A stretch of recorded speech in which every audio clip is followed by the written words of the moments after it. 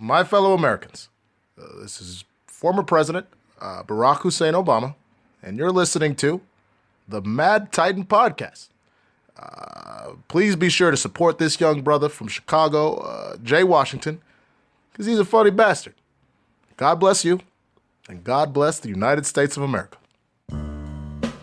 I ignored my destiny once. I cannot do that again. Even for you. I'm the only one who knows that.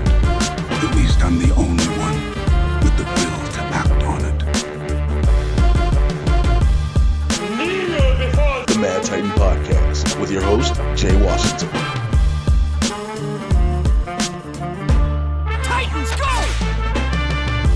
What's happening, everybody? I'm back. It is episode 39. This is actually 39, okay? I remember I said it on the 1 year anniversary. I was like, I think it's 39. This is episode 39 of the Mad Titan Podcast with me, your resident supervillain, Mr. Jay Washington. What's going on? Thank you to everybody that checked out the 1 year anniversary that I had the pleasure of doing from Salt Lake, FanX Salt Lake Comic Convention out there in Salt Lake City, Utah. Thank you to everybody that was a part of that. Thank you, Jay Whitaker, Kiki Furia, Valerie Cameron, Shannon Barton. Thank you, everybody that packed out that giant room in the convention hall to listen to me do this live. You all mean a lot to me. Thank you to all the fans who came up to me. Thank you to John Levarsky, I think I'm saying your last name right, who came up to me with a Mad Titan Podcast t-shirt on. That meant a lot, and everything else. I kept telling y'all I was going to try to get this out weekly. I've been busy, if you haven't noticed. I was back wrestling, and I've had a lot of the stuff I've had to do. So it took a minute, but we're back with this one. And I got a guest that I had on before, and I brought him back. I remember he was like, he hit me up and was like, yo, can you try to get me on? Because I'm leaving about a month and a half. And you know what? I'm glad he left, because you have to leave LA to, like you said, appreciate LA.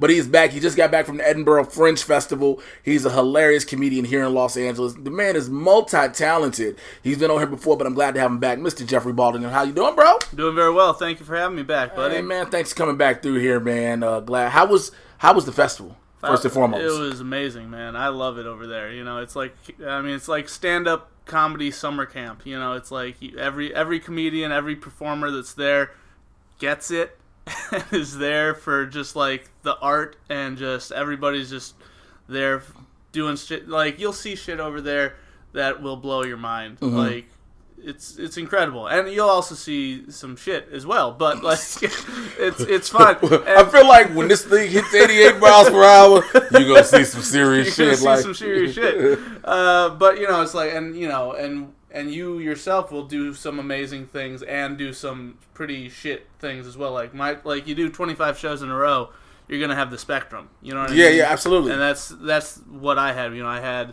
you know, about half my shows were sold out.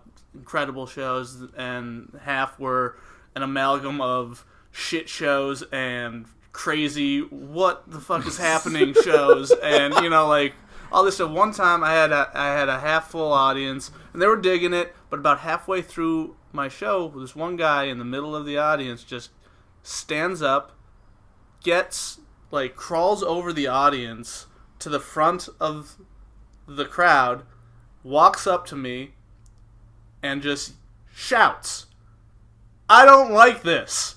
I'm leaving." And then walks the long way out of the venue, just disrupting the whole thing. What did you do? I was just sitting there like, what the fuck? And the audience is like looking at me like, is this real? Like, was that a real thing? Like, it's like, do you guys like this? And they're like, yeah. I was like, all right, well, we'll continue then. And then we just, like, I finished the show, and it was just like, well, the guy just fucking bolted out there. And bear in mind, this venue that I was at, he could have just silently walked out. Like, it's a tent. Like, it was a tent, you know, 50-seat venue, whatever. It's like, It's not a huge place, and if you don't like what you're seeing, you can kind of quietly go out the back. But this guy just, I don't like this. And bolted, and it was one of the most insane things. And I also had one time I had a heckler there who was shouting about how Hitler wasn't that bad of a guy. He had a few bad days. But it was just this guy.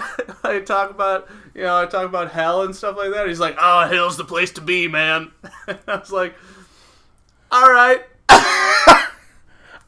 So as a comic, I'd be like, I probably would go in on him. Yeah. Me as a black dude, I'd be, the fuck are you talking about? Yeah. Me be like, okay, so ain't nobody else hearing this shit, right? Yeah. Because I would think I'm being punked. I did that. I did do that. I went because this was the Hell guy, the Hell Hitler guy, Hell Hitler, Jesus. We starting this episode off right, ladies and gentlemen. Nothing to do with it. This was a small show that he was at. There was only like 5 people in the audience in that show, and this guy, I kept on looking at this other person in the audience and was like, "You're seeing this, right? Like, I'm not delirious." Yeah. Because this was like, into the festival where I was like maybe 2 weeks in or whatever. Yeah. And it was like, "You're seeing this. I'm not delusional, right? This man is here, right? He looked like the father of a Hell's Angel biker. You know what I mean? He's just like, that's the kind of look that he had. You know what I mean? And it's just like, then also the sold out shows that I had, that like people, they were like, I got a standing ovation one time, and like a few just like people were like coming up to me afterwards like, "Yo man, I related so hard to this show," and blah blah blah. Like I had the spectrum of shows going from the best ever to, I didn't have like the worst ever, but I had like the craziest ever. You know what I mean? Where it's just like just a shit show of just like, what the fuck is happening? Oh, you know what I mean? This sounds. So I have to ask this question. Yeah, Do you get paid for these shows, or are you just? So the festival that I do. So there's a few different companies within the Fringe Festival. There's the ticketed festival, and there's the. We're gonna act like my phone is not my Google Hangout is ringing. So go ahead. All right, and then there's the free festival. I participate in the free festival, so that is a donation based performance. So basically, after my show's done, I stand with a bucket at the back of the show, and people tip what they feel like they're worth. And with that, you get the generosity of the audience and how much they liked you, and I made back the money and everything like that I spent to get over there. Okay. And so this is the 3rd year that I've done the festival, and I always make the money that way. So okay, because I think that was my biggest issue as a comic, hearing about it. Like, I know you definitely have to get yourself over there, put yourself up, all of that, and that's not cheap by any means. It's not cheap. But they set the shows up for you, though, right? They set, the way that the festival sets the shows up, though. The festival, you have your time slot, and it's all guaranteed. You have your venue, everything like that. And then for the free festival, you pay a flat fee for the venue and everything like that, and you're in the program guide, you're on the website, you're everything like that, and you can do your own promotion and stuff like that, and then it's word of mouth. And then you basically rely on the donations at the free festival. And the non-free festival, there's ticketing and stuff like that, but then you have to split the tickets with the company that is part of the ticketing. It's a whole complicated thing. But the way that to make the most money, in my opinion, the way that I've made money and come out even is sell drugs and sell yourself, and just be a part of the problem, not the solution. I don't know if it's a problem over there. Like, you know what, selling ass is just normal. It really isn't a problem. It really isn't a problem. So, but I wanted to ask that. But let's get into it. For those who are new, everybody's like, "Yo, why are we just talking about comedy?" I'm a stand-up comic. Jeff's a stand-up comic. But here, I get you caught up on everything that's happening in the Marvel and DC live action and cinematic universes. This is the barbershop talk for nerds. So, there's not a lot of new. It's surprising there's not a lot of Marvel news. And people always say I'm a Marvel shield, whatever the fuck that is. But there hasn't been. Like, the last story I had, which has been sitting in my run sheet for a minute, is that Haley Steinfeld is joining the Hawkeye series as Kate Bishop. Which is dope, because that means she's going to go into the larger MCU. I hope so. You're not going to get, your Marvel Studios, you're not getting a name such as Haley Steinfeld, especially coming off Bumblebee, and putting her in this TV series for Disney Plus, and not expecting her to use as the character, especially as Kate Bishop, and not be expecting to use her going forward. Right. So, I mean, that's an interesting thing to hear. I was happy with that. But here's something that came out that's had a lot of people talking, a lot of people buzzing, and rightfully so. So there's a rumor mill going around that Marvel is potentially thinking of casting a person of color for Magneto and or Professor Xavier. Mm-hmm. Yep. I want to know. So I've been vocal, social media. If you haven't seen it, I'll tell you my thoughts on it after this. But I want to hear your thoughts first and foremost. Well, be honest and just be honest with your legit thoughts. Yeah. So there would be no problem with it. I mean, people would have problems with it because people have problems with everything. But, of course. But you look at the history. I mean, you've said this before. Professor X and Magneto are both based off of Malcolm X and Martin Luther King Jr. Yes, that's the template that they were drawn from, and so there's no problem with it in that sense of like being true to the characters and stuff like that. People are saying Magneto is a Holocaust survivor. If you want to put it in today's era, there are less and less Holocaust survivors around, and right? They're dying out and everything like that, which is sad. But it's like you want a proper villain. You got to have somebody who can walk, necessarily, and so it's like I being Jewish love the character of Magneto because he is not a villain. He's anti. He's an extremist in his views and ideology. He's a never again villain. You know what I mean? Where he's like, I'll never let my people get persecuted again. And you can do that with a black character. You could do that with any number of minority characters. Yes. So there is something to be said for that, and just having a unique different portrayal. I think that if they cast, it's all about the right casting. It's like but if they got I don't know, Denzel to play Magneto, that'd be incredible. You know what I mean? Yeah. It's like that's I'd give it I would watch it, and I would hopefully enjoy it. So of course, as you brought up, I've told people that's who Stan Lee himself have said who these characters were based on. That also, again, like you said, Magneto needs to walk. The MCU has, however, Magneto doesn't need to walk because he has the power of magnetism, and he could. I want to just see. He can fly himself. But also, he would be 80-something years old. But he don't need that physical strength, though. Dementia will set in on Do you want a 80-something-year-old man whose mind is potentially going from him, controlling magnetism at every little freak out? Better controlling magnetism than controlling. We all saw Logan. We all saw Logan. What he say? Old man. But that's the thing I'm bringing up. The MCU has prided itself on being set in modern day times. Right. So you would need a current atrocity. Not even modern day times. It's now in the future. It's now 2023. It's now 2020. So we really can't have a Holocaust survivor then. And a lot of people are like, well, you're changing history. No, you have to remember when these comics were written. These comics were written and these backstories were written in the times where everything fit. The 60s. Right. So you could take, for instance, Tony Stark in the 60s, his accident happened in Vietnam. Right. We used Afghanistan. We took a more recent situation. You can do it with Magneto. I've been bringing up the Rwandan genocide. When did Tony... No, in the 60s it wouldn't have been Vietnam, would it?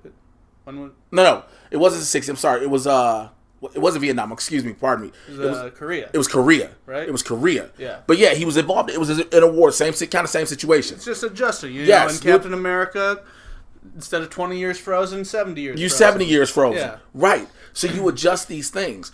And with that, you do the Rwandan genocide where it was the Tutsis versus the Hutus, and they were murdering off if you were the wrong tribe. Yeah. Remember, he has to see the worst in humanity. Right, exactly. And that's what it is. It's my favorite line. The only thing that I liked about X-Men The Last Stand was the line that he said when he showed, when they asked him where his marks were. He's like, I have a mark.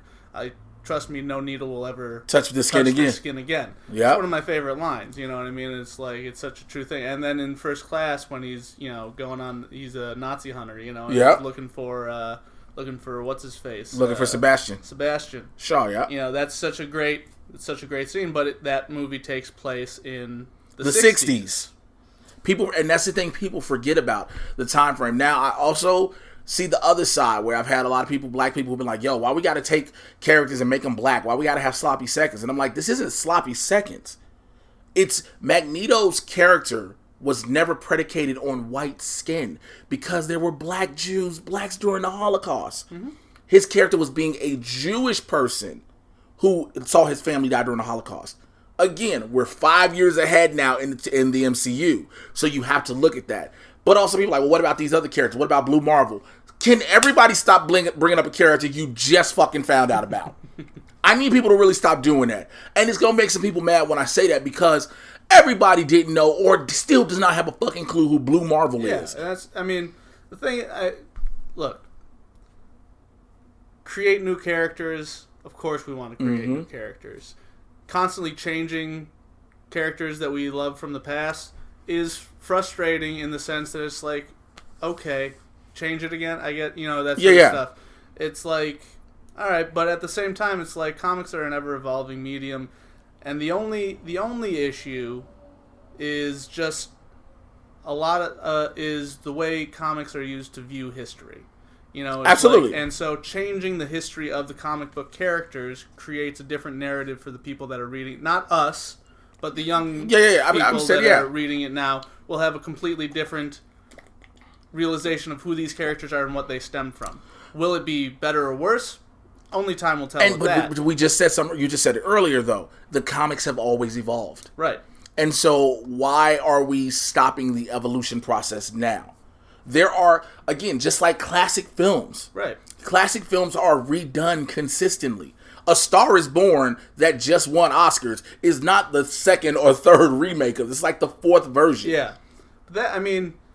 That's a difference. Remakes in film... Well, remakes and revisions. Let me use that term. Remakes and revisions. A revision... comics retcon shit all the time. Yes! And so it's like... whatever, and the thing, I saw this the other day too, I forget who said it, I think it might have been a Delia tweet. A Delia queef? A Delia tweet, which was, just because they remake something doesn't mean the original doesn't exist anymore. Mm-hmm. So, you can still like the original thing, you can still have stories with the original thing.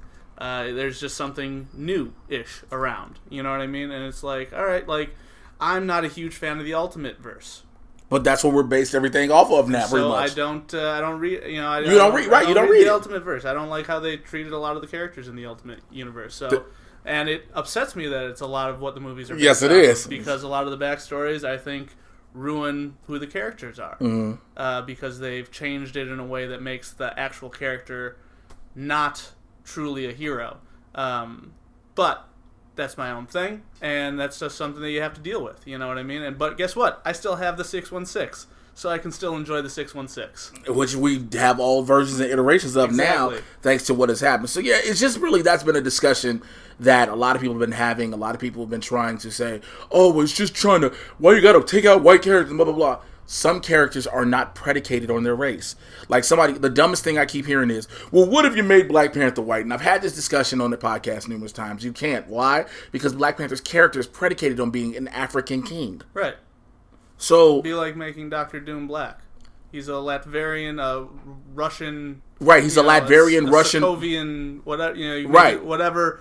Eastern European thing, his race is. So you have to keep those things the same. Now, again, you're not going to retcon that and say, well, Doom was all of a sudden black. Because they could. They could, because there are black Russians. Yeah. Now, and there's a drink. But, there are white Africans. South Africa. They're just racist as all fuck. I mean, and I know some South Africans who can be like, oh, I'm not racist, and you're like, I don't know why I made you Australian. But the thing, because the accents are similar, I guess. But the thing is, like, the comics, they're not predicated on race. Superheroes are not necessarily predicated on race. It's just this Black Panther happens to be from the fictional African country of Wakanda, which is a black nation, you know, and so that's that's what the character is. Like, that's, he's not James Bond who can be anybody. Please don't get me started on that one, because that shit had me so upset, bro. It's like when they said LaShonda Lynch would be 007. How the fuck you gonna make James Bond? Whoa. Nobody said she was gonna be James Bond. They said she'd be 007. Yeah, but even if she was James Bond, it doesn't matter. Like, doesn't matter. Fictional character at the end of the day. Now, I'm glad we had this discussion, because that's the last bit of Marvel news, but it ties right into some DC news I have. I mean, they're making Jane Foster Thor. But that happened in the comics. I know. So, and people are pissed. But wait, there are people who didn't read the comics who swear up and down, which, by the way, if you aren't, look, I know my listeners, you shouldn't be like this, but if you just happen to stumble upon this and you're one of these imbeciles, if you're an idiot that got mad that they said Natalie Portman was going to play Jane Foster and become Thor, and the first thing that came out your dumb ass mouth was, see, Marvel just pandering. Shut the fuck up and go swallow some bleach. It's the comics. It's in the comics. It's in the comics. It's in the primetime line. It's in the comics that she becomes Thor. Yeah. Like, shut the fuck up. I hope they put in Beta Ray Bill, too.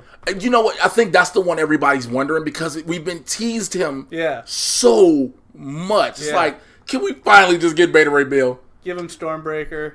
And let Thor just sit there and finally lose some weight. Like, do a training montage, Rocky montage for Thor. I'd be all in for this. If he could be in a Thor 4, if they could do an allusion to Rocky 4 with the have him. Oh my God. And Taika Waititi, if somebody can tell him. Make sure, once you're wrapped on Suicide Squad, Taika, I don't know what character you're playing in that one, but maybe the Captain Boomerang. That'd be awesome, right? Let's talk about, let's go to DC before we go further. I was talking about the retcon of people of color there. There is word that Mahershala Ali has spoken with Matt Reeves about being Commissioner Gordon in the Batman. Oh, okay. Listen, if anybody has a problem with that, you kiss my whole ass. What I wouldn't give to see Mahershala and Commissioner Gordon. Let that man live. Let that man live. And they're talking about a woman of color maybe cast for Catwoman in the Batman. And also Halle Berry, Eartha Kitt, if y'all say something, I swear for Jesus, I'm going to just start slapping the shit out of people on site. Like, why she got to be black? Shut the fuck up. Like, it's been happening. They had Halle Berry as Catwoman a few years ago. But I think we need to act like that never happened. I brought that up. We want to make sure that movie never existed. Hey, that's fair. That's fair. You want Batman and Robin that shit? We can do that. Because of bat nipples. Fuck. Cat nipples would be...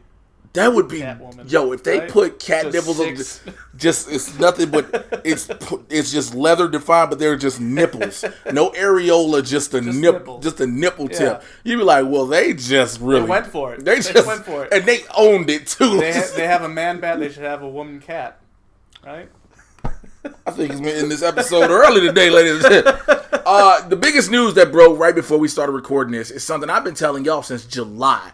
And if you're a frequent regular listener of the podcast, you know that Tom Welling is officially returning as Clark Kent for the Crisis on Infinite Earths crossover. I did not hear that. That's amazing. Yeah, I have been saying this for months to people like, well, it ain't been confirmed yet. I'm like, I'm telling y'all, it's happening. It ain't did you say it should happen or it did? I've been telling y'all it was going to happen.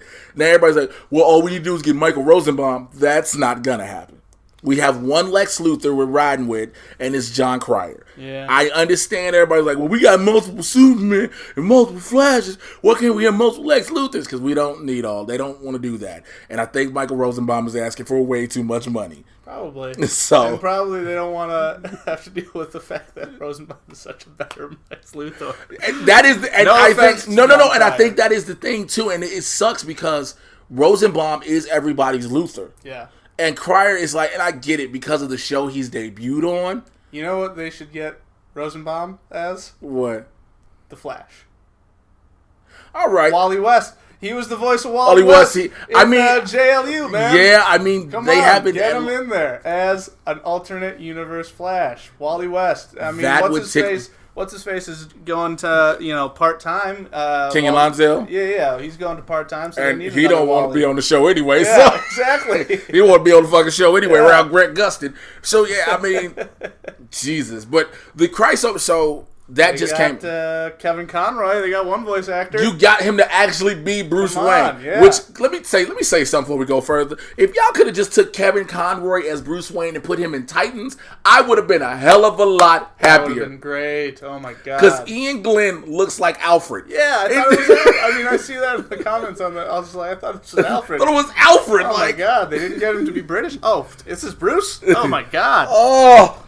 It's just so rough. But they do make it look a little more realistic for what Bruce would look like in, he looks weathered. He looks tired. He looks like a tired man. I've been doing this shit too long, Dick. God, man. Fuck all these people. But so there are still more announcements to come. Some that may not happen. Some surprises that may come up. Now, I'll just say this, and I'll tell you off air. I'll reference you back to the 1 year episode and pay attention closely because I told you some things that are going to happen in this thing. They may announce it during New York Comic Con or before, or they may not, but some more things are happening. Will Friedle as Batman Beyond coming in there. Absolutely. He's getting in shape. You heard it here first, folks. All right? He's coming in, and it's going to be hot, all right? He's going to have a battle with ink, and it's going to be great. You know what? I just keep looking at my cell phone because I feel like I don't know what to say anymore about anything. Oh, shit. So, you brought up the Suicide Squad earlier. A couple of days ago, James Gunn tweeted the full cast of the Suicide Squad.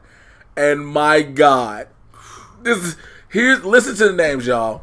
Welcome to Saturday Night Live with your guests. David Dastmalchian, John Cena, John Courtney, Joaquin Casio, Nathan Fillion, Joel Kinnaman, Mai Ling Ying, Fiona Borg, Sean Gunn, Juan Diego Bodo, Storm Reed, Pete Davidson, Taika Waititi, Alice Braga, Steve Agee, Tanashi Kijisi, Daniela Melchior, Peter Capaldi, Julio Ruiz, Jennifer Holland, Viola Davis, Idris Elba, Margot Robbie, and Michael Rooker. Woo! And your musical guest.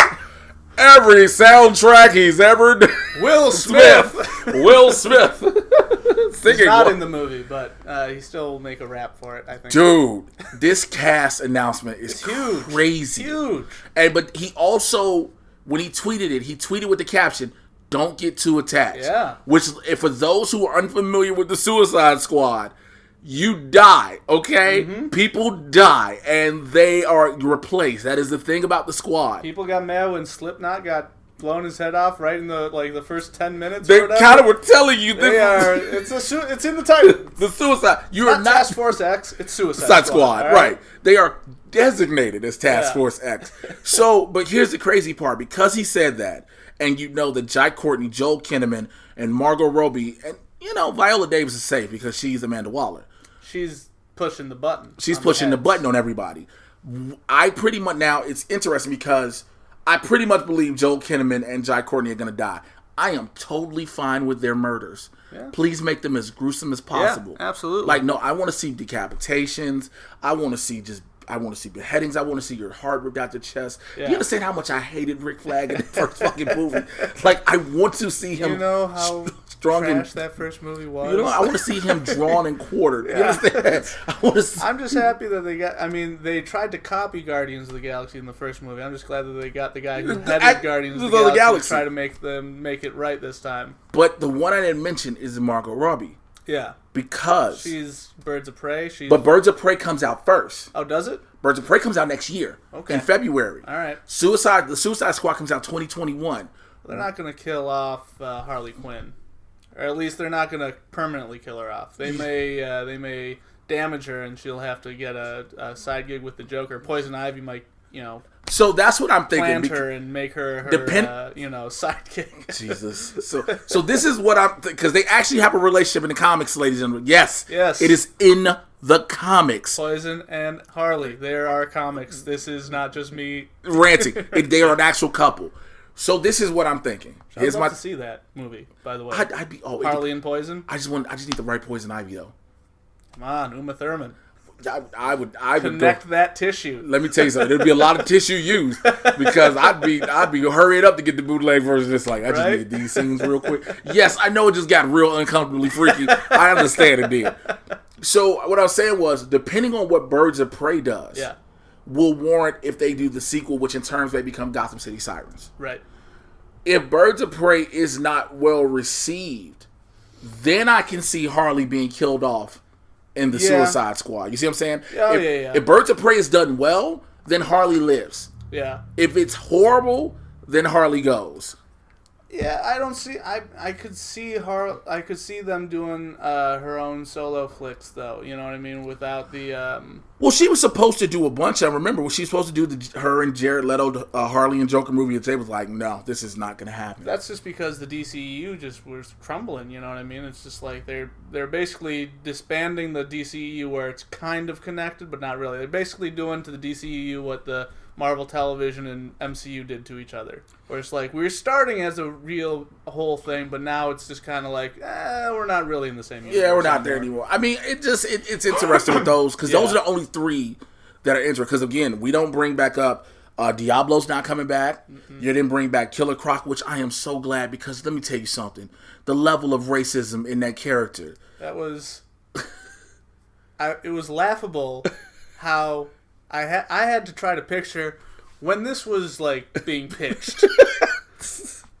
Who said yes? Like who? Like what was the like? I'm thinking that he'll ask for like FUBUs and like and BET in his jail cell, you know.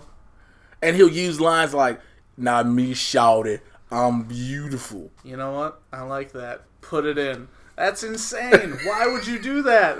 I don't know anybody that was comfortable with that shit. That's just like I mean, that's for me. It's the same thing I felt like when they kept in the movie Venom. I used to be a loser too, Eddie. And I was like, for real. That line made it. Yo, I was in the theater. I will never forget. I was in the theater sitting next to my homie PJ Campbell. We went to see this, and I was like, all right. He was like, I got you a ticket because I know you don't want to see this shit. I was like, you know I don't. But because of the podcast and what I do, I had to see it. Yeah. When that shit happened, I was in like the front part of the back section. I jumped the fuck up and was like, are you fucking serious? I laughed out loud. It's not a comedy, guys. I laughed out loud. Because it was like, I'm a loser. What? I used to be a loser too, Eddie. Jesus Christ. Who left that? They left that in the script. And Tom Hardy had to recite it because he was the voice of Venom and himself. And he fucking killed it, man. He fucking killed it. He committed. He committed like a motherfucker. You gotta respect the fucking actor doing it, man. I do respect. Now, I respect him committing to it. Yeah. When he was, because especially at one point when he just turned around and was like, fuck it, let's go save the world. What? Yeah. All right. Yeah. That's all right. That's fine. You know what? So... You got to do what they want you to do, which is just remember the good feelings you had just seeing the visuals on the screen and not really pay attention to any of the plot or any of the structure. I think I'm going to have a lot more good visuals coming out of this one. I mean, you have a cat. You enjoy the frosting, not the cake. Man, I enjoy the diabetes it will give me and not the indigestion, bud. Because, like, I mean, you hear this cast and you find out, you know what all these actors are from, and you're like, shit, this is going to be great. And again, I know some people who still been like, well, Suicide Squad. I was like, yeah, but that is Warner Brothers being and fucking up their own project, as well as David Ayer trying his hardest. And Will Smith like, I can save this. Because never forget, Will Smith was on cars shooting everything. Man, what were we, some kind of Suicide Squad? Every time, so when he did that, it literally reminds me of this one episode of Family Guy when he was talking about, just like when they say the name of the movie in the movie. That's what it's called. He's like, what are you? I'm a family guy. He did it. So like, what are we, some type of Suicide Squad? Man, get the fuck. Hey, we're the bad guys. There was so much dialogue in that movie. Like, it was like they wish they had. I mean, here's the thing: if they want to do a movie like that, you have to cast Arnold Schwarzenegger. He is the only person who can make the "Hey, everybody, chill." You know, like Nice to meet you. Yeah, come on. He's the only man who can, with a straight face, deliver all the puns. Those puns, okay? Nice to meet you. And I mean, there has to be now a villain called Pun Man, and he's just got to be the best villain in the world. All he does is break the fourth wall and look at the camera. He just makes puns. He doesn't rob banks. He doesn't do it. He just makes puns, and that's why he's a bad guy. Because everybody hates his guts. And his nemesis is Joke Structure Man. So what you just basically did is we've given you the breakdown: interior, bar, back room, night, and open mic is beginning. I love a good pun. Oh shit! But yeah, so that's happening with the Suicide Squad. That cast is amazing. Again, Margot Robbie's character is the only one I'm curious about because I think it all depends on, like I said, Birds of Prey, which the poster dropped for that. Did you see the poster? Just the teaser poster. I haven't seen any official. The new one with her is just Harley. I haven't seen. I'll show you that. Yeah, it's a new poster with Harley, Harley's face on it, and you see the different. You see everybody else, all other Birds of Prey around her, and it's not that bad. It's not bad. It's not bad. It's something to get you kind of like, okay, I guess. All right, let me pull. I'm pulling it up for Jeffrey. Now y'all have seen this. You know, I keep shit just the way it is. Yep. Again, never forget this movie is called Birds of Prey and the Fantabulous Emancipation of One Harley Quinn. All right. I like this. So this is the fuck my cookies. This is the poster. So if you look at it, you see Harley Quinn. Yep. Her neck has Mind Over Mayhem.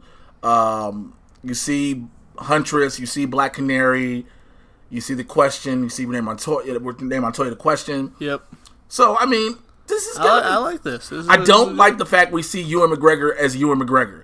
That is the one thing I hate about because I don't want to see your face. Yeah. You're not cast. I understand it's Ewan McGregor. Right. We're going to show his face. That's the problem with that. I mean, that's why you can't, that's like, you can't have a name as somebody like Rorschach or the Question. Somebody that's supposed like to be covered up. Who's just, it's like, it's the reason why Spider-Man's mask gets taken off so many times. 17,000. Like he never keeps it on. Like that's why his mask comes off during the fights. Yeah, shit. Exactly. It's and so it's like that's the hard part. Ewan McGregor would play a great Question. I have no. No, doubt. he's Black Mask. Oh, he's Black Mask. Oh, now do you see what I'm talking about? Oh, wow. He's Black Mask. Man. Yeah, you see how your whole thing changed when I told you that? Yeah. Yeah. You see how all that whole percent, like the Question, I guess I can. That's what. But then you hear, no, he's a Black Mask. He's the villain. Yeah. Well, maybe if they did it like they did with the Red Skull and Johann, what's his face? Schmidt. When they had Hugo Weaving. When he had Hugo Weaving, and then they, like at the first beginning of all, where they fucking. First of all, if they do the exact same thing, where that's his face and then he rips his face off, it's the black shit of it. Yeah, it's the black shit. You thought you bust up laughing during Venom in the middle of the theater. I won't give a fuck if it's a press screening or not. I will bust out laughing and cry my ass off. Be like, they fucking did this. It's the fucking Black Skull. The Black Mask. The Black Skull, baby. Oh, Jesus Christ. I believe so hard they'll fucking do that too. Because, it worked in one movie. what? For another franchise almost 10 years ago? Yeah. Why not go ahead and make it work again? Oh, Jesus. They can do it. I just hope, I hope they don't kill Black Mask, though. Well, that's the thing. I mean, that's the thing. If they do him proper, if they have him as a good, then let him live and let him live. And I want fucking the Red Hood to kill him. I want Jason Todd to kill him. Well, see, now we're going a little bit further. Yeah, because I want we'll talk about Jason Todd in a second. Yeah. So yeah, we'll hope to see what happens with that. Yeah. But that, I mean, I like the poster. I think that it's got potential. It's got potential. Yes, potential, it does. And I know that's like a fucking fence post. I just need to see a real trailer. Yeah. I need to see, and I know I'm the person who will always be like, yo, don't judge shit on the trailer. But I've heard so much about this movie behind the scenes, outside of what's just been released to everybody, that I'm like, I need to see this, and then I need to be able to say, all right, I need to see the movie. Because Suicide Squad had an amazing trailer. See, I think we talked about this the last time I was on, too. When I saw the trailer for Suicide Squad, I was like, this is going to be trash. Oh, you did? 100%. Because I knew what they were doing. They were trying to catch, because Guardians just came out. They were trying to give you that feel. They were trying to give you that feeling with no soul behind it. And it was like, fuck this. Oh my. And because the lines that they had in the movie were the bad guys. What were we, some sort of Suicide Squad? And boom, and just, I was, I was not looking forward to that movie. And now I have a different reason for seeing these movies other than you. I am just, I have to punish myself. Well, I have to, at the same time, even if I know that if I think I'm not going to like it, I was like, so I'm going to see it anyway. Let me make sure I say this too, because even though I consider it my job to see him and report on him and cover him and things like that, as a fan, still I want to see him regardless. Right. So my fandom takes me into movies. Batman v Superman. My fandom takes me into movies. X-Men Apocalypse. Yep. My fandom takes me into movies regardless, and hope and prayer. And then I go in with a critical eye, and I get to tell you how much I fucking loved or fucking hated a movie. Yeah. You know, so it happens that way. But let's go to the next thing in DC news. So Joker drops October 4th. We got about 2 weeks, 2.5 weeks or something like that. It's getting good reviews. It's getting good reviews. And good reviews are helping out to the fact that it is tracking to make $82 million opening weekend. I am of the belief Joker is going to bust $100 million opening weekend. I believe that. It's going to knock $100 million opening weekend. And unfortunately, that's going to be the only movie because Joaquin Phoenix doesn't do sequels. Todd Phillips has just said there won't be a sequel. This just happened and it's over. Yeah. This is a thing and it's done. I believe that is a loose agreement between everybody on that movie. If this movie makes the amount of money, look, we know the whole I don't do sequels thing is a bunch of bullshit. Jim Carrey don't do sequels. Dumb and Dumberer. Man, look how long it took. But look how bad the sequel to that was. He did it though. But he did it. He did it. Okay. And it was like it's not a quality thing. It's not. Bill Murray don't do sequels. Garfield 2, Ghostbusters 2.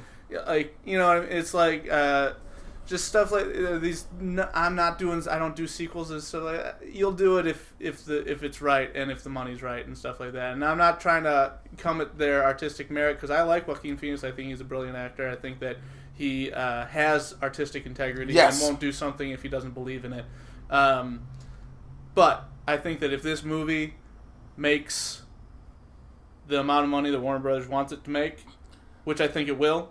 And that's the thing too, not to cut you off, I wonder that question. I wish I knew what Warner Brothers wants it to make. Because we know with certain other comic book movies or anything based off a comic book, there's sort of expectations. Yeah. We knew, for instance, they wanted Justice League to hit $1 billion. Mm-hmm. We knew that. We know you want certain movies to hit over 300, 400, 500 million, make close to $500 million. Yeah. We get that. We know that. The Kitchen was trash. And I love I tell everybody this all the time because I know I get flagged. People like, you a stand-up, how you gonna say that? I love Tiffany. Yeah. Tiffany, I haven't seen The Kitchen. Tiffany's a good friend. But I love Tiff. Right. Yeah. Tiffany's a good friend. The Kitchen was trash. It's I didn't see it. It's a DC, but it's a DC movie. Yeah. Granted, they didn't push it much as it's this DC Vertigo thing. Right. But I get, and I know that just so everybody can have that understanding. Watchmen, people might have hated what Zack Snyder did, but Watchmen made money. Yeah. Watchmen made money. Now you have Wonder Woman 84. They're not worried about that. They already know. We're good with this. This is going to do.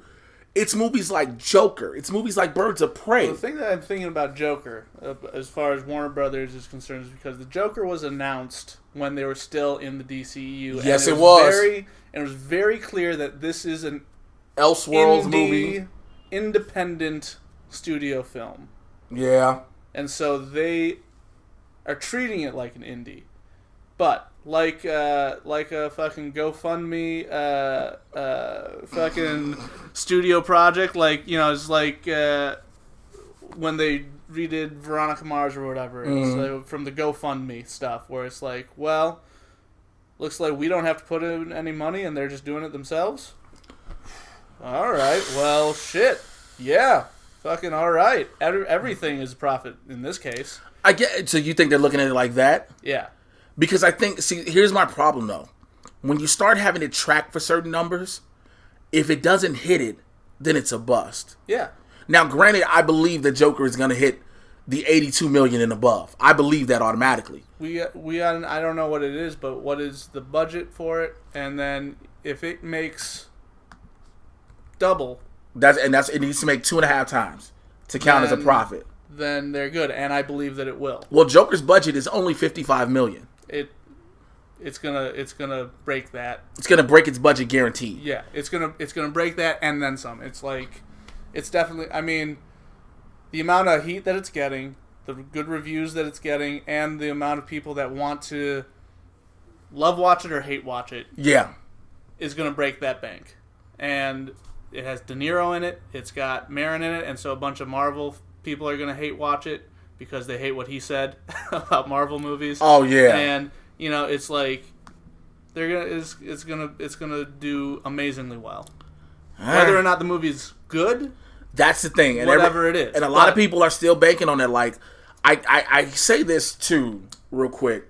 People are like, oh, critics don't know anything. Critics are fans of movies, just like you and I. Yeah. I'm considered a pundit, critic, whatever. But if I tell you I don't like something, I'm the person that's telling you because of a reason. I don't give you this whole artistic thing behind it.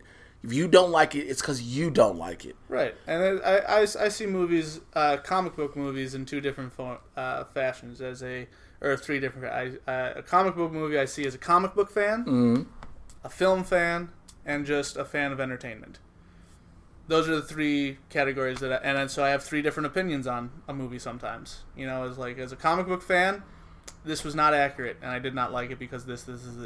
As a film fan, this was great. Right. Because it was entertaining and the story made sense and everything. Like, it was all good. As a fan, whatever it is. You know what I mean? But I heard one of my friends said this about the Joker. He hasn't seen it, but, just the trailer. He's like, I'm suspect of any superhero movie that has dancing in the trailer. Fuck. I've never thought about that. Fuck. Yeah. So he said that to me, and I was like, it's a good point. It's a good point. But you know what? No, we didn't see dancing for the Guardians. We did not see dancing. We didn't see the dancing in Guardian. No. What was the one we saw it? Because I could see that, like, yo, if I got to see dancing in this, shit. Yeah. We all remember the last time we saw dancing in a superhero or a comic book movie in general. And that's also good old Spider-Man 3. Because we did see. But also, and another thing I have to include, that this is only a comic book. They're saying this is only a comic book movie in name. Right. Oh, if you're a fan of Joker comic books, this is not the movie. Wait, but Todd Phillips has already said that. Right. Which is, by the way, so people can't go in being upset about that. That's the thing. People still will.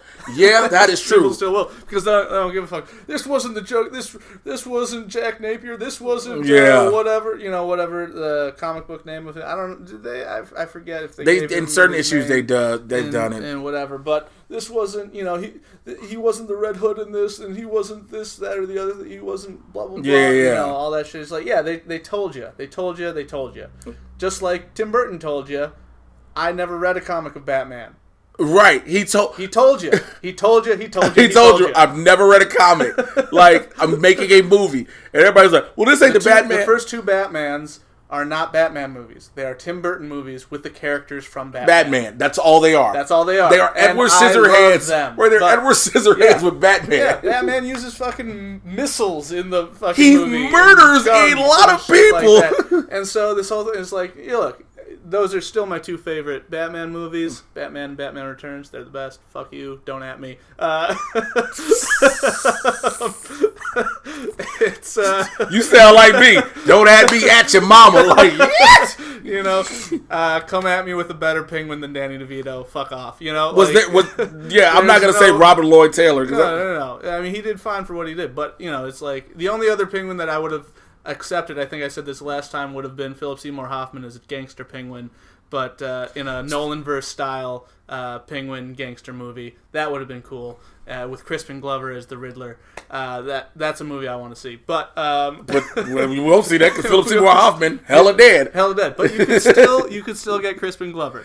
This is true. As the Riddler, which I think would be amazing. Or John Glover. Yeah. And this is, I think I said this last time too, but David Hyde Pierce looks like the cartoon. Well, Yeah. Yeah. Only issue I have with John Glover is he's Thaddeus Sivana's father in freaking Shazam, and he was murdered. Yeah, well, I mean, fucking... Yeah. Cottonmouth, Blade. Mahershala Ali. Mahershala Ali, Alfred Woody. Well, these are different universes. Technically, if you wanted to use... But the fucking Luke Cage and Civil War. Okay, fair. Yeah, I mean, come on, man. It's not, fair. And he died in the first moments of that. He could still be the Riddler. Yeah, this is John true. Glover could be the Riddler. Actually, he didn't die until the middle after he got the 7 deadly sins. Exactly. He died in the office. He But was paralyzed. let's go forward real quick. Let's talk about Titans real fast. He could be Hush. Well, I think they'll try to do something after that, depending on the reviews they get Spoilers total. if you saw Hush. Right, depending on the reviews they get for the animated. Yeah. So I think they're waiting on that to see if they can, adapt that going forward. Yeah. But I think this is the long Halloween anyway, so I think it is. So the Batman is the long Halloween anyway, so we might get it anyway. So Hopefully. we'll see. I hope the Batman's good. My fingers are crossed on this one. I'm letting it happen because it's a 90s movie. I know what it is. Yeah. I don't expect to see anything that looks current to date. Yeah. I don't expect anything. This is like his year 2, year 3. I like a period piece Batman movie. I'm fine with that. I wanna see a noir detective where he actually is a detective. I've wanted that since cared about the comic Tim Burton book movies. Yeah, and the exactly. Tim Burton ones. The only time there's ever been a true detective moment in Batman is in the '89 Batman. Is in '89 Batman. What the fucking chemicals are made of. That's it. Yeah. Oh, and I forgot. Don't you say Batman and Robin. Don't you so fucking say No. In '66, Batman, when he's on the phone with Commissioner Gordon and Bruce Wayne, and he's in 2 separate phones. Oh yeah, he's literally going back and he's talking to himself. It's one of the best moments. Somebody tweeted it out recently. I forget who. I wish I could remember, but they so desperately need to recreate that moment because they did recreate the moment from Batman 66 where you just can't get rid of a bomb. In Batman The Dark Knight Rises, some days you just can't get rid of a bomb. I'm literally if they had put that line in Dark Knight Rises, I would have forgiven the whole movie. I'm literally pulling this up for my listeners while I'm with you guys. Commissioner, Mr. Freeze wants what? Hello? I'll see if I can get him, Chief O'Hara. A moment, Commissioner. Chief O'Hara, this is Bruce Wayne. Mr. Freeze wants what? Commissioner Gordon is on the other phone with Batman, Mr. Wayne. Perhaps if we put the 2 phones together, you can talk to him yourself. All right, Chief, I don't have much time.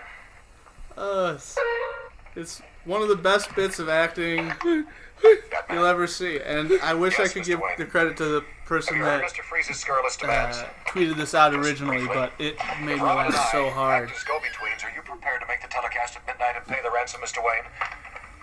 I have no choice, Batman. Then may I suggest you tape the broadcast from the Commissioner's office an hour earlier, and we will have a dummy package of money. A dummy package of money.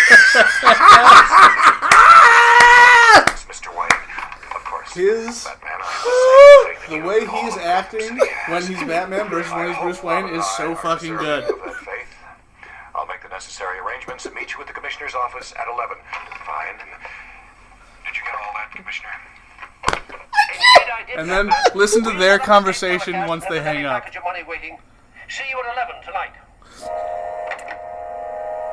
2 fine men, so dissimilar in many respects, and yet so similar in others. What the fuck? Y'all can thank Jeffrey Baldinger for this one because y'all heard it. Tell me that wouldn't be an amazing Oh scene my to put in the god, movie. I gotta move on. Fuck Titans, man. Titans is So the full review of episode 3 of Titans will be up on my YouTube channel with me and Winston A. Marshall. The funniest thing about this is I started that review and I said, "What's up, everybody? Welcome to episode 2 of season." Because if you watch the first episode of the season, it's the season finale from the season before. Yeah, I was so confused when I was watching. I was like, "Wait, what is happening?" It's the season finale. So yeah, what do you think about it so far? I like it. I dug on Titans. I think that the lead up to Dick getting the name Nightwing is it's a little like elbowing. Just give him the name already. You know, it's just like, all right, we get it. You're gonna be Nightwing. Come on, let's get to it. I like the fact that they're doing the Jason Todd story arc, and I hope that say it for me. Say it for me. He gets beaten to death. Yes, with a crowbar by Deathstroke. Or by Deathstroke. I want Deathstroke to murder him. I want because we're not gonna bring up the Joker. It seems like we're probably not gonna get the Joker. I want Deathstroke to murder him. Yeah, and I do want Batman to not to fail to save him. You know what I mean? I want him to fail to save him, and the fact that you're using Deathstroke, I like. You know, my favorite version of Deathstroke, though, is Arrowverse. Manu Bennett, yeah. Yeah, he's my favorite version that I've seen thus far. I haven't... I think that he did a fucking phenomenal job. The only thing with that is, I think we have time to grow with Manu Bennett. We watched the evolution from Slade Wilson to the monstrous Slade... Which is why Arrow Season 1 is so brilliant. Well, that's in Season 2. Yeah. Well, yeah, he was in Season 1, but Season 2 is when we got Deathstroke. Yeah. And so... I agree with that. I just we have to see more. Like, we see this Deathstroke coming in. He's on. He hates the Titans. Right. He's already had issues with the Titans. With them, yeah. But like, we don't get much out of him. We don't know what his relationship was with Dick Grayson, Robin. So the fact that there's a new Robin, and if they're gonna do the whole like Robin is just Robin. And he's not going to be able to tell that it's a different kid under the whatever, that's maybe he has a vendetta against Robin. And not Dick Grayson, but Robin itself. And that could be a point. I really dig how they did, what's-her-face with the heart and the diamond. Raven. I liked that portion. I liked that they showed Dick being like a fucking badass fighter and almost killed Gar. Well, no, that was Jason Todd. No. When Dick was... Oh, you're talking about when he was... Okay, yeah, and I keep forgetting, in the season premiere finale, we'll call it, Yeah, when he's an episode... When they're training... Yeah. I know what you're talking about, That's different, but when they're possessed and shit like that, and shows that... I really like that they're showing that Dick actually knows what he's doing fighting-wise. And you see in the upcoming episodes of how he's training, when he's training with Jason Todd, shuts him the fuck down. Yeah, exactly. And you're like... Okay. Yeah, I like that. So that's all the news we have for both the Marvel and DC universe. So what we're going to do right now is I'm going to go to the calls from the Mad Titan Podcast hotline, 818-276-6947, 818-276-6947. Send me your calls, man. If I can hear them and they're clear, I'm going to play them here on the show. Also, email me, madtitanpodcast@gmail.com, madtitanpodcast@gmail.com. So let's go to our first call right now. Yo, Jay, it's your boy Milton from Pennsylvania. Hey, man, you know me, I always love the workout videos. Another superhero villain right here, brother. But listen, my question to you, what other characters would you introduce into the Arrowverse? I mean, whether it was a Nightwing, Robin, a Batman, whoever. What other character would you like to see introduced into the Arrowverse that we haven't seen currently? And also... Bro, what's the hoodie that you wear when you work out? Because that's a badass hoodie. I need it. Peace. Thanks, brother. Bye. All right, Milton, thank you for your call. So, what hero would we introduce into the Arrowverse? And I will answer your second question after we do this one. So, who would you introduce, Jeff, into the Arrowverse? I've got mine. Okay. That would fit into the Arrowverse easily. Steel. Steel would be a fucking easy put in. John Henry, they could put him in pretty damn easily, and it would fit pretty well. I think Steel would be a good addition to that world. One that might not be as easy, but I still love to see is I was just thinking of it. Put in like I would put in a Damian Wayne. Okay. You know, something that could be in Earth 1, so we can kind of get something going. You know what I mean? Like Damian Wayne. Okay. As because that's Ra's al Ghul's grandson, they could tie that into kind of because they're getting rid of Oliver Queen. He could be the next iteration of that mentality, that training, that sort of that world to keep it within the world. Okay, for me, it's somebody they've been teasing, and the movie is supposedly in development, but that doesn't stop Warner Brothers. The Blue Beetle. Blue Beetle, I would like the Blue Beetle. They have been teasing Cord Industries for the longest. Yep. Now, when you ask which Blue Beetle, I understand they're doing the movie. Give me Jaime Reyes. Jaime Reyes, yeah. Give me Jaime Reyes. Oh, you know what else I would love to see? Static Shock.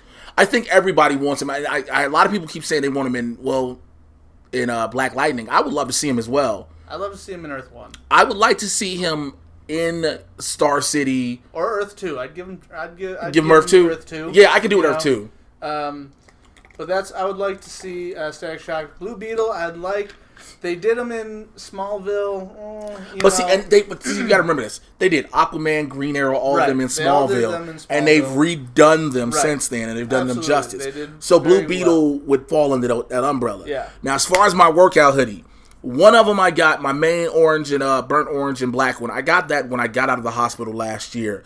When I was leaving out the hospital, my homeboy Sydney bought that for me. It was one of my hoodies, and it was perfect fit. It fit on me perfectly.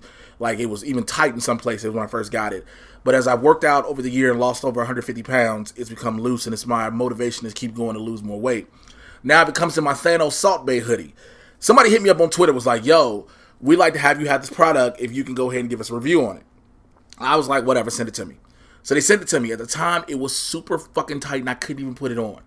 But now I can put it on, and when I wear it, it doesn't look like I'm ballooning or anything of the sort. So, and did I give them a review? No, because they kept bugging, and told them the fucking hoodie was bad and everything. And I'm sorry, I thought I threw it away, so I realized I can still wear it and fit it now.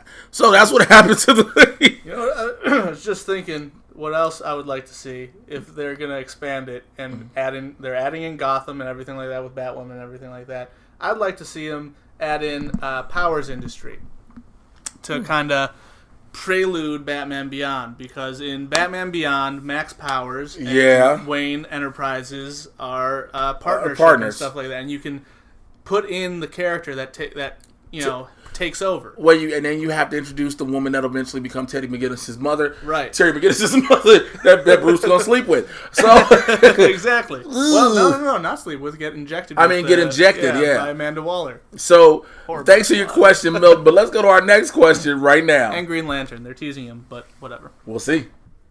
Yo, brother Jay Washington, Chauncey from Chicago, calling you one more time, man. So in 2019, which I can guess you could say is almost a year of villainy, with everybody still gotten their love for Thanos and everybody being hyped up about this upcoming rendition of Joker with Joaquin Phoenix, who would you say is the better original villain between Homelander from The Boys and Brandon Breyer from Brightburn? Who would you say is the better between the two? And what DC and or Marvel character would you pit them up against individually, with the exception of Superman and Hulk, like anybody else besides those two? So let me know what you think. Hit me up, and I'll holler back. Peace. All right, as always, thank you, Chauncey, for your call. So, how do I feel about the Year of the Villains? Of course, your resident supervillain. I fucking love it. I've always been about the villains, and this year has been about the villains. 2019, more so, anything. If we had to put Homelander versus Brandon from Brightburn, who would you put them up against? First of all, this is shit. This is a quick one. It's a big one. Who would you say would be the better choice? Would you put them up a Marvel or DC characters? I'll let you go first, Jeff. Well, so for Homelander is... the thing about DC characters, they're, with the exception of Batman, logistically, are all gods. They're all Yep. at a power level that is incalculable to the street level heroes that Marvel is famous for. So, you said except for Superman or whatever, Or the Hulk. Well, for DC, you'd put him up against Shazam, or a Green Lantern, or Martian Manhunter, and they'd give him a good run for his money. For Marvel, Yeah. you put him up against Thor. Put him up against Thor or Beta Ray Bill. Or Silver Surfer. Who do I put? So for me, who do I put Homelander up against? I put him up against, for Marvel, Captain America. Mm-hmm. And yes, I know because of his abilities, Homelander, in a sense, would win.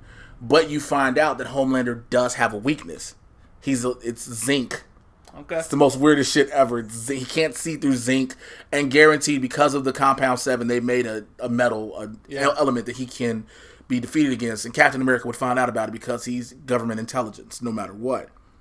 For Brandon Breyer from Brightburn, who would I put him up against? He would have to go up against Shazam. He would go up against Shazam. Yeah. The kid from Brightburn. Child versus child. The difference is the child in Shazam becomes a bigger man with all the powers that he needs to beat this basic kid. So then for Brightburn, this is pure comic books. In real life, obviously Brightburn would destroy him, but you'd put him up against Damian Wayans. He's the Batman of Child, and Damian would figure out a way to decapitate that Brightburn kid. Yeah, it would still be murdered, though, in the process.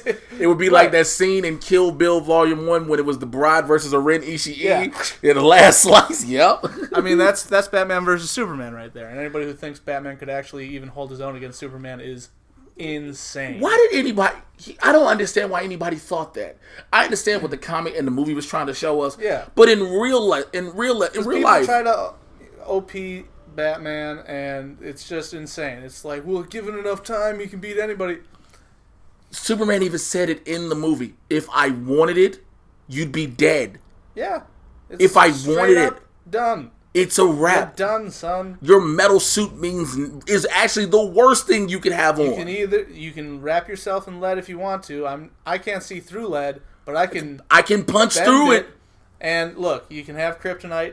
If you have kryptonite, you can get me. But guess what? I don't need to be near you to burn your head off. I can be in the sky, in the air. You can't reach me with your little missile. That gun has a distance it will shoot. So I can blow that shit up in the air before it touches me. What are you Oh, my brain hurts. So yeah, but thank you guys for your calls. I'm checking to see if I had any emails. I thought I might have had one that was pertaining to this. Let's see. Yeah, that one is a long one. I'll deal with that later. But yeah, thank you guys for your calls, man. Again, 818-276-6947, 818-276-6947. And that pretty much wraps up everything I have got for the week on the podcast. Thank you guys for all rocking with me. Please be sure to rate and review wherever you're listening to this from. Rate and review it. It helps push this up in the algorithm. I'm trying to get this thing seen by more and more people, which is doing every week, but I need your help, you listeners. You're the reasons I do that. Also, make sure when I brought up earlier the Mad Titan Podcast t-shirts, get yours. tpublic.com/user/Mr. J Washington. And also, as every week I tell you guys, come and join my supervillain squad on Patreon.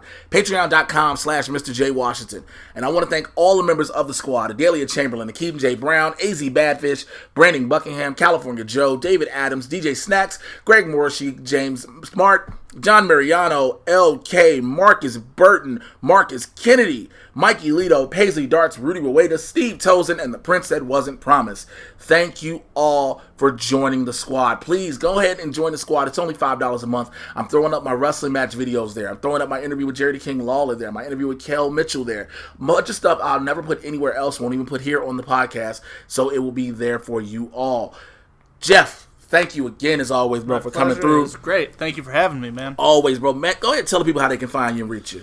All right, and tweet you because you said some shit earlier. Yeah. Don't at me, but you can follow me at Jeff Baldinger, JeffBaldinger. I'm performing all over. You can check out my website for dates, jeffreybaldinger.net, and I'm at the Brea Improv on October 8th with Grant Cotter, and that'll be a great time. And I am at Dynasty Typewriter not this Sunday, but Sunday next Sunday. I don't know. Next Sunday will be the 26th? 29th. 29th. So next Sunday, the 29th, at Dynasty Typewriter at 8 o'clock. So come see me there. We're doing Comedian Cinema Club presents Buffy the Vampire Slayer, so that's going to be a great... Oh, y'all got to make sure you talk about just how Paul Rubens takes 37 minutes to die at the end of Buffy the Vampire Slayer.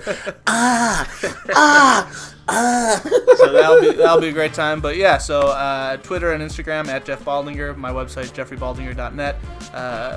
You can hit me up at any of those places. I'm usually at the Improv at any given night. That's where you can see me do stand-up. The Improv in Hollywood, California. We got listeners all over the world, so you got to make sure you let people know exactly what that is. Hollywood, California.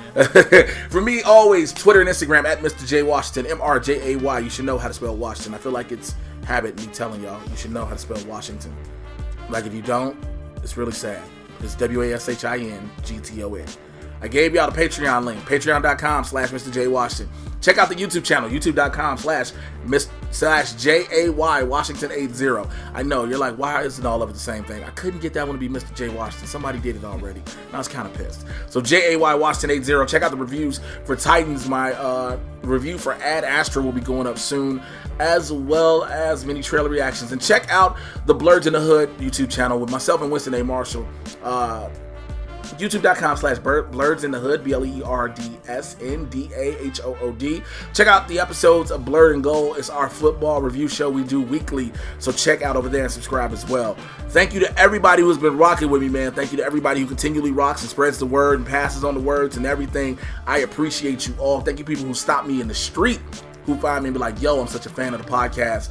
It is really weird when people stop you in the middle of the street and be like, I am a fan of the Mad Titan. And I'll be like, wait, who? Me? Because, like, I'm in LA. I never thought I'd be getting stopped. I once got stopped because they recognized me as an audience member in a show once. Hey, weren't you in this audience one time? I was like, yes, I was. Thank you for watching. You were eating a pie, right? Yeah, I was eating a pie. Goddamn right, I was eating that pie. Goddamn right, I was eating a pie. I will holler at you guys next week. Till then, before I go, I have to say this, and I know she won't hear it, but it means a lot to me. Happy 6th birthday to my daughter, Jalea, my ladybug. Daddy loves you. I'll try to play this for you. You probably have no idea what I'm doing when I'm sending you this. But Daddy loves you, baby. Happy 6th birthday. Holla at y'all later. I'm out of here. Peace.